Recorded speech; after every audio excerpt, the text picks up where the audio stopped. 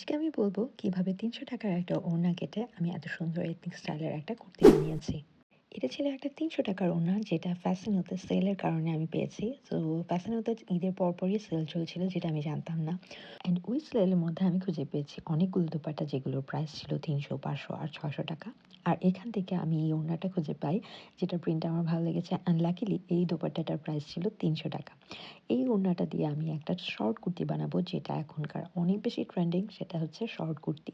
Ethnic স্টাইলে বানাবো। যার জন্য আমি এই নেক প্যাচেসটা কিনেছি। এই নেক প্যাচেসটা আমি কিনেছি একটা মেলা থেকে। আর এই সুন্দর নেক প্যাচটা কিন্তু এটার সাথে খুব সুন্দরভাবে মিলে গেছে। আর এই কালারটার সাথে আসলে ব্ল্যাক কালারটা কমপ্লিমেন্ট করছিল অনেক বেশি। যার কারণে আমি চিন্তা করেছি যে ব্ল্যাক কালার দিয়েই হচ্ছে আমি লেস বা অন্য কোনো প্যাচ বসাবো। বাট নেক লাইনটা এত সুন্দর অ্যান্ড গর্জিয়াস লাগছিল যে আমি এই নেক প্যাচেসটা ছাড়া অন্য কোনো কিছু বসাতে চাচ্ছিলাম না।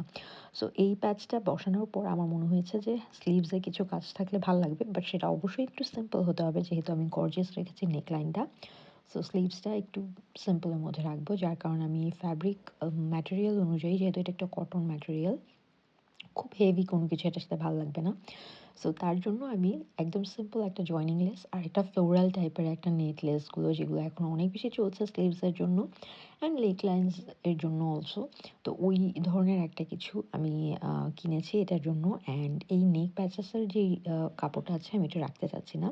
বেসিক্যালি আমার ইন্সপো ছিল এইটা, আমি এই ধরনের স্টাইলের একটা শর্ট কুর্তি চাচ্ছিলাম।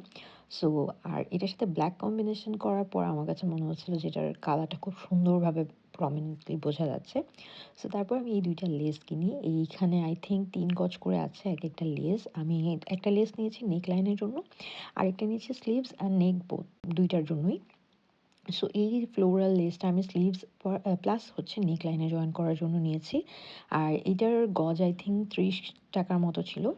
আর যেই ব্ল্যাক কালার জয়েনিং লেসটা ওইটা আই থিংক ৩০ টাকা গজ ছিল। সো টোটাল আমার এখানে মেক করতে ১,০০০ টাকারও কম খরচ হয়েছে টোটাল ড্রেসটা মেক করতে। আর এই নেক লাইনে আমি এভাবে করে বসাতে চাচ্ছি যেটা আমি আমার টেইলরকে বোঝাচ্ছিলাম। সো মেক করে আসার পর ড্রেসটা এত সুন্দর হয়েছে দেখে বোঝাই যাচ্ছিল না যে এটা ওড়না কেটে বানানো একটা ড্রেস। আর এটা খুবই সুন্দর স্টাইলিশ হয়েছে। অ্যাট দ্য সেম টাইম ড্রেসের নেক ওয়ার্ক, লেস এই সব কিছু মিলে ড্রেসটা খুবই সুন্দর কমপ্লিমেন্ট করছিল। আর ড্রেসের মধ্যে যে স্লিভসটা করেছি আমি ডাবল লেয়ারিং করে করেছি যাতে দেখতে একটু ডিজাইন অন্যরকম হয় আর দেখতে বেশ ভালোও লাগে।